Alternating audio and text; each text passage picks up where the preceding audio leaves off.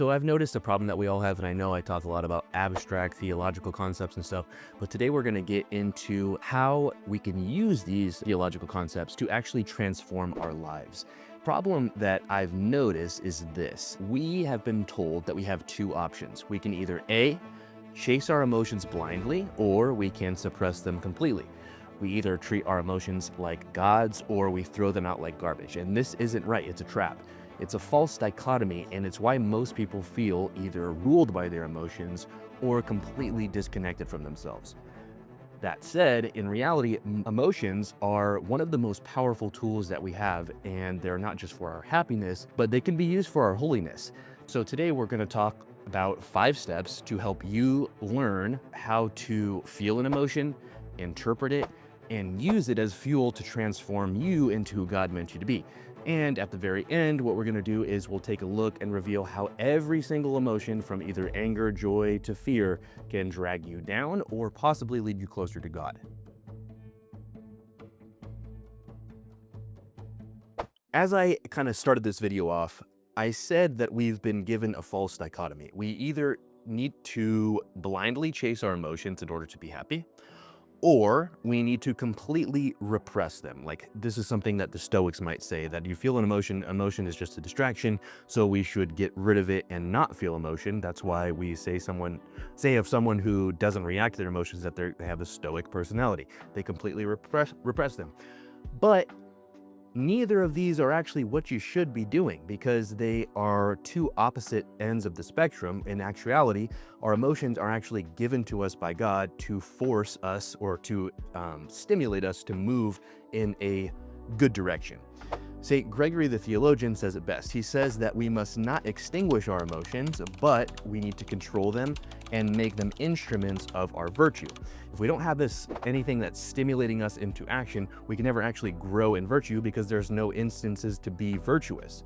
So I kind of developed a 5-step chart here on how we can engage with something that happens, figure out what we're feeling, figure out how or why we're feeling it, and if anything can be done about it. And if not, we take a posture of humility and we let it be. If it can be done, then we go in that direction. So we start with the scenario. Step 1. All right. So we're in traffic. Someone cuts us off.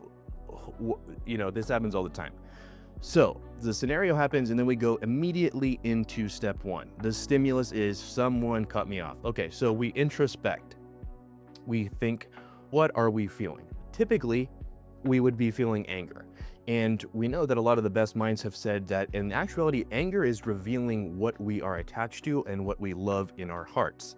And my favorite psychologist ever says that realizing these subconscious emotions that are kind of welling up in us when there's some type of scenario that might cause an emotional response, that until you make those things that are unconsciously causing you to react conscious, and you figure them out, the unconscious is going to steer your whole life, and then you're just going to be calling it fate. You're going to have no control over your life, because you're going to have this unconscious stimulus that's forcing you to be one way or another, and then you're just going to act that out, and it's going to be a cycle of suffering, of confusion, or what have you.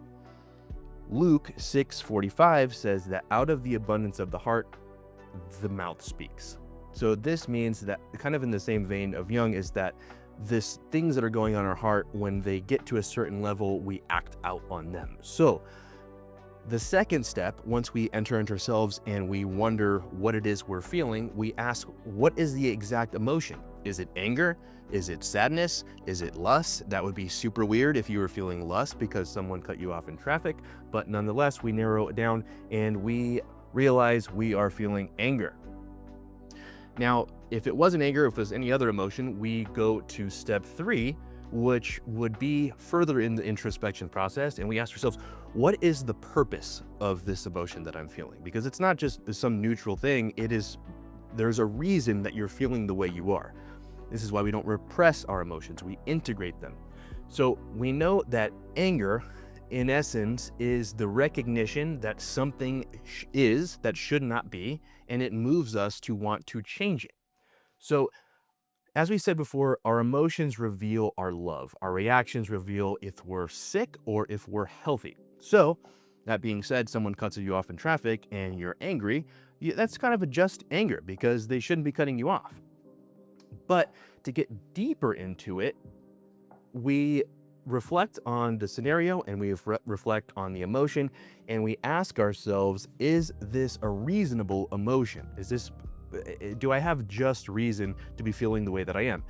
So we go either yes, it is, or no, it's not. And if it's not reasonable, we ask ourselves, well, why is it bothering me? Why am I acting unreasonably? And we go into a discernment process. And then once we get down to the nitty-gritty, we know what's causing us to feel this way. We have revelation, we have growth, because now we've recognized it, we've identified it, and the next time it happens, we're going to be more cognizant of whether or not we should act out that emotion or not.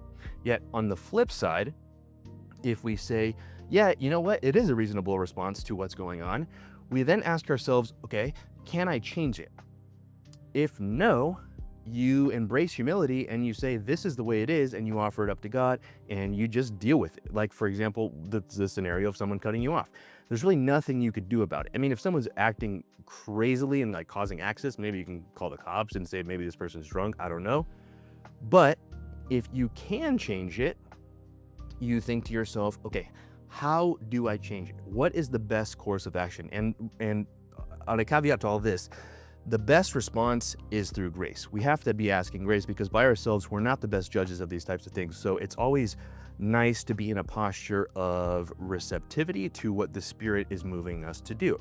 So if we say, yes, this is a reasonable response, and we ask ourselves, how can we change it? And then we move, this is a success. Just as if on the flip side, if we can't and we embrace humility, this is also a success. So you can already start to see the process of integration going on here. So from step 4, what we can do is we turn around and move to step 5. We integrate the emotion. So, for example, in the case of the traffic example, we say, this is moving me to act a certain type of way. Can I act that way? Most of the time not with the traffic situation. And we integrate it. We start to become more patient, more virtuous, because we are realizing what it is that's causing the emotion, rather than going into the first step of that false dichotomy, which is just blindly chasing our emotions. That guy cut me off, he shouldn't be doing that, blah, blah, blah, blah, blah, and we give him the finger or whatever. Rene Girard says that all desire, and these desires are what's triggering the emotions, is a desire for being. What does that mean? It means that every desire in our heart is trying to move us to God. G.K. Chesterton says that even the man who knocks at the door of the brothel is seeking God, because he's looking to actualize that intense longing that he feels inside of himself. So once we get this stuff down with this step process of having a scenario, introspecting, realizing what the emotion is we're feeling and what the purpose of that emotion is, we can start to do that with not just anger, but with other emotions. And now we're to the part that we'll start to see what these emotions reveal about our interior and what we're actually longing for through them. So we have this generic emotion. We have to figure out what's the emotion we're feeling, why we're feeling it, and if it's an inward movement, then we have to be able to redirect that movement into something that is outward. This is how the process of transformation begins. For example, you feel anger.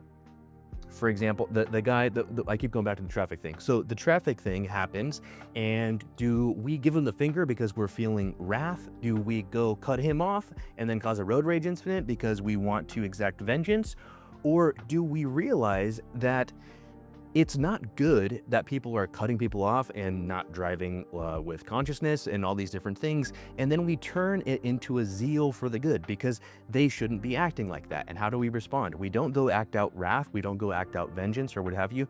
Most of the time, all we can do is pray. So we pray, Lord, I ask that you give this person the realization that they're driving unsafely and that they really need to be more conscious of their traffic movements. Again, sadness. If we feel sadness, something really bad happens, right? We see something on Instagram, we're scrolling and it goes into like some instance of corruptions or something like that. It could move us towards, oh my gosh, the world sucks, man. Why do I even get up in the morning? Or, oh yeah, that same thing happened to me. You know, these people are terrible, and we start to make ourselves the victim. Or we can realize what we're going through, and we can start to redirect that towards something positive, towards that outward being, that outward relationship with the rest of creation through God, who makes it all necessary. We can say, I saw this terrible thing on Instagram and I'm really sorry because that's sinful and that shouldn't be happening. And then you move yourself towards an empathy towards those who are feeling that emotion. Again, what if we have fear? We have some big obstacle ahead of us and we're afraid. Does that move us to be cowards and not move at all? Does it paralyze us?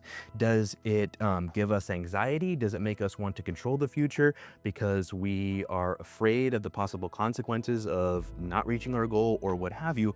Or do we redirect that and really realize the effect of our consequences, of our goals, and do we turn that into a reverence for the plan that God has made for us?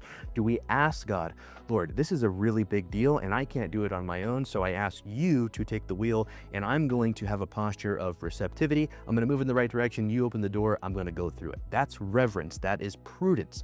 If we have a cycle of, let's say, the Hindus call this samsara, where we're in a continuous cycle of suffering. We go out to a party. We don't want to drink too much. We drink too much. We wake up in the morning. We feel bad, blah, blah, blah, blah, blah, and this keeps happening. That fear of it happening again, do we just not go out? Do we say, oh, I can't go out with my friends? And sometimes that's the case because we got to avoid the occasion of sin. Or do we turn that into a healthy fear, which we call prudence? We say, well, last time I had 4 beers and I woke up and I was hungover, or I got drunk and I said something I shouldn't have said. I don't want that to happen again. You're being afraid of the consequences, and then we turn that into prudence. This is a more cohesive response to seeking that being that Rene Girard is talking about.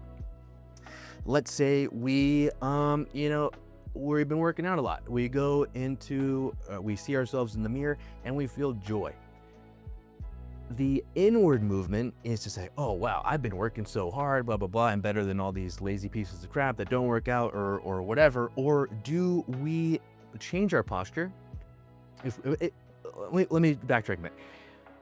Sometimes these emotions are just going to pop into our head and we have no control of them. But the key is to be conscious of our inner states, recognize them in the process of introspection, which is step number 1. And then if they're not in a line with the outward movement towards the rest of creation through the power of God, then we redirect them. Don't feel, if you're not acting on and you're just getting these emotions, these thoughts, that's not your fault. We don't control the thoughts that we have, but we do control our response to them. And so you see yourself in the mirror. Do you get prideful, vain, or what have you? Or do you redirect that into gratitude that the Lord has given you a body that you can choose to shape in a way that fully actualizes its potential as the human body? Furthermore, like, okay, let's see, desire. Okay, so we see an attractive woman. We have feelings of desire. Do we let that evolve into a feeling of lust or what have you? And do we desire that woman for ourselves, inward motion? Or do we move towards communion? Lord, you've given this woman a blessing of a beautiful appearance. I pray for her husband, or if she's someone that is single and I'm single, I pray that if this be your will, I go for it. And you make these movements toward communion. Desire is not bad. We can always change how and what we desire. Moving on, disgust. You see something that you shouldn't see. You're at a club or you're at work or whatever, and you see someone do something they shouldn't, and you feel disgust. Do you feel disgust for the person and feel feelings of contempt or self-righteousness? Or do you enter into a higher state of consciousness and realize that that potential for them to sin is also in you, and you've probably also committed that same sin? It always starts with an awareness. We need to be in a state of awareness and receptivity to the grace of God. And then we realize that we don't hate the person. We hate the sin. We are disgusted by the sin, not the person. And then we are moved to feelings of empathy towards that person. And maybe we can give them some charitable counsel or what have you, whatever the opportunity presents for you to move towards. Love. You would think that right off the bat, anytime you're feeling love, that's a good thing because it's a theological virtue, right? But our love for something can turn into a possessiveness. We see this a lot of times in like bad breakups or whatever. I just had an instance where someone that I know, they cheated on their husband and the person was super angry. Do we love what that person is giving us, what we're receiving from that person, and then it turns into a sort of possessiveness, or are they not giving us something that we do love and then we try to manipulate them? Or do we enter into that state of awareness, which is made possible only by the Holy Spirit, and we realize that this is also another person who has their own desires and their own relationship with God, and we love them through the sin, we love them through whatever it is they're going through, and we enter into sacrifice for them. You bear the pain that they're causing you because you value them for their own being, not what it is they're giving to you. Another one could be apathy, all right? Apathy in itself is not bad.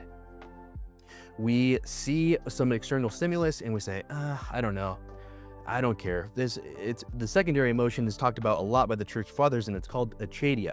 And what achadia is when we see something that the Lord's presenting us to do, and we say, I really don't want that. I don't want to go through the work, and it causes us a sort of sorrow. So that would be a negative aspect of apathy. However, on the flip side, apathy can be good. We feel a sort of apathy and we say, you know what? The world is finite. It's not going to give me what I want. So then we enter into detachment. Detachment is always good. We should always be viewing things in their rightful state, and we should be viewing ourselves or these things as tools to our ultimate end, which is God, rather than ends in themselves. Self-judgment, entering into your conscious. This is a good thing. However, if we're constantly picking on ourselves, constantly beating ourselves down over the smallest instances, this is not something positive. This doesn't move us towards God. This is actually, in essence, a false sense of pride because we think of ourselves to such a high standard by our own and without the grace of God that we start to beat ourselves up. Oh, I can't believe I did that. I did that of all people, blah, blah, blah. That is pride. However, if we realize that we're fallen, sinful creatures, that self-judgment can change into repentance. We see our works, we judge them as not worthy, and instead of despair or projecting our judgments onto others, say, well, that person's bad, or that person's way worse than what I did, blah, blah, blah, blah, blah. No, we say, yep, I'm a sinner, I'm moving towards God, I'm going to repent, and I'm going to keep striving on. I'm going to get the courage, the zeal, the anger towards my own sin, and I'm going to use that as righteous zeal to move closer to the Lord and ask Him for the grace to change these things. Even excitement. Excitement is a good thing. However, if we're seeing that every time we're getting excited, it leads us to impulsive decisions because we just want to relieve ourselves of that anxiety that we're feeling, or we want to escape the feelings, we are excited and we're using those excited feelings to move us away from that interior longing that we all have, these are bad. However, if we get excited about certain things, like, oh my gosh, this is happening, we enter into ourselves, we realize what we're feeling, why we're feeling it, and then we use that anxiety, or so-called anxiety, or I'll just call it energy to use a more neutral term, and we use that energy to propel us towards our objective. Last but not least, we have hope. Hope, again, seems like it would always be a good thing. However, our hope, we use it to move towards something that we judge as a good thing. However, there's such thing as fool's hope. If you're the type of person that goes to the gas station and buys a bunch of scratchers and constantly fantasizes about what your life would be like if you won the lottery or whatever, and you keep gambling, this is a fool's hope. It leaves you in naivete. However, If you see what your life could be and you have hope, and you don't try to reach out and grab it for yourself in circumstances that are just unreasonable, that can be changed into trust or patience. And so basically what I'm trying to say here is that every single emotion you have, we need to be conscious of it. We need to introspect, understand why we're feeling the way we are, and if we're moving towards ourselves, to redirect that and allow it to transform us towards that person who is constantly seeking God. All right, so the goal should never be to kill your emotions. It should be to listen to them, to learn them, and let them lead you towards God. Because the anger that you feel, it might just be because you're experiencing something unjust, or that your sadness might be revealing what you truly love. And if it's God, then that's a good thing. However, we must understand that emotions themselves are not obstacles, they're invitations. And when you bring them to God, not just raw, but reflected on and controlled, they transform you. So the next time something stirs inside you that you don't quite understand what it is, don't stuff it down. Don't run away from it. It's trying to teach you something. So ask it, what are you trying to teach me? What is the desire at the root of this emotion? And where is God in this? Because your emotions were never meant to be tyrants. They were meant to be your teachers.